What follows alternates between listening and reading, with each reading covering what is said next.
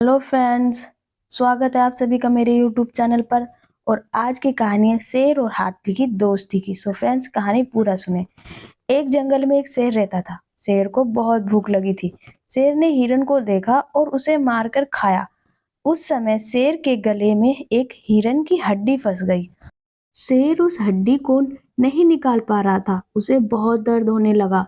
शेर मदद के लिए जंगल में इधर उधर घूम रहा था। शेर को मोरनी नजर आई।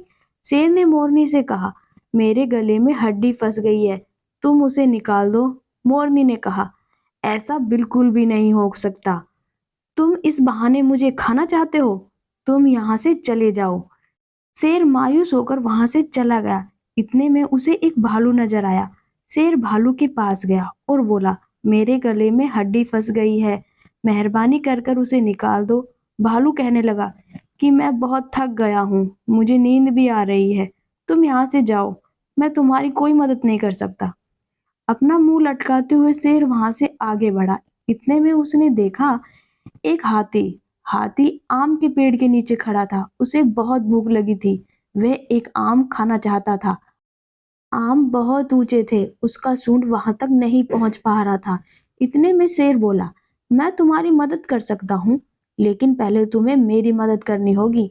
हाथी ये सुनकर बोला, मैं तुम्हारी क्या मदद कर सकता हूँ। शेर ने कहा, मेरे गले में हड्डी फंस गई है, तुम मेहरबानी कर कर उसे निकाल दो, मैं फिर तुम्हारी मदद जरूर करूंगा।